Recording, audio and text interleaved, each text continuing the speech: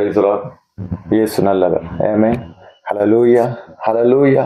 யோவேல் 2:27 இப்படியாய் சொல்கிறது, என் ஜனங்கள் ஒருபோதும் வெட்கப்பட்டு போவது இல்லை. ஆமென். அப்ப அவருடைய ஜனமாய் இருந்து நாம் வெட்கப்பட்டு போகாமல் இருப்பதற்கு நாம் என்ன செய்ய வேண்டும்? ஹல்லேலூயா. அததான் நம்ம இப்ப பார்க்க போறோம்.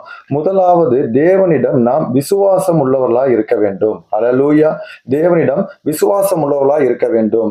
அவர்கள் விசுவாசத்தினாலே அதை தேடாமல் நியாய பிரமாணத்தின் கிரியைகளினாலே தேடினபடியால் அதை அடையவில்லை, இடறுதலுக்கான கல்லில் இடறினார்கள்.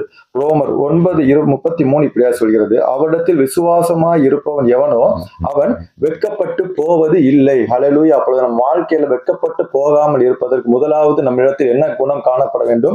விசுவாசம் இருக்க வேண்டும். ஹல்லேலூயா. இரண்டாவது, தேவனை நாம் நம்பி இருக்க வேண்டும்.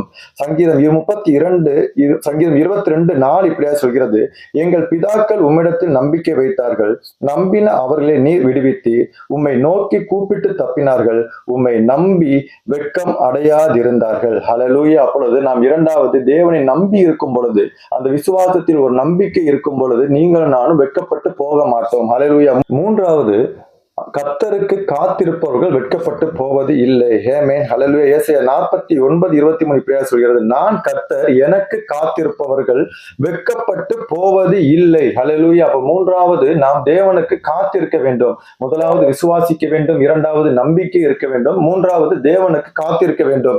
ஆமென். ஹல்லேலூயா. நான்காவது பாத்தீங்கன்னா, துதிப்பவர்கள் வெட்கப்பட்டு போக மாட்டார்கள். ஹல்லேலூயா. அப்பொழுது நம்மளுடைய வாழ்க்கையில துதி இருக்க வேண்டும். யோவேல் 2:26 இப்படியா சொல்கிறது, உங்களை அதிசயமாய் நடத்தி வந்த உங்கள் தேவனாகிய கர்த்தருடைய நாமத்தை துதிப்பீர்கள், என் ஜனங்கள் ஒருபோதும் வெட்கப்பட்டு போவது இல்லை. ஹல்லேலூயா. துதி தான் விசுவாசத்தின் அடையாளம். துதிக்கும் பொழுது உங்கள் விசுவாசம் அதிகரிக்கும், நம்பிக்கை அதிகரிக்கும், காத்திருப்பின் பொறுமை தன்மை அதிகரிக்கும். ஹல்லேலூயா.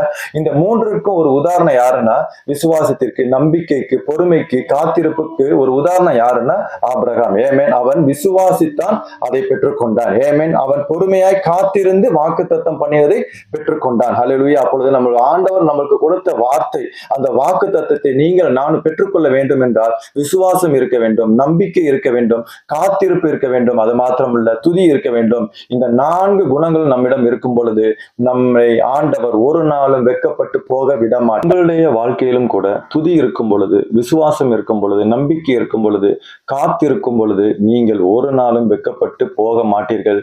என் ஜனங்கள் ஒருபோதும் வெட்கப்பட்டு போவதில்லை என்ற சொன்ன வசனம் உங்கள் வாழ்க்கையில் நிறைவேறுவதாக. ஆமென். ஹல்லேலூயா.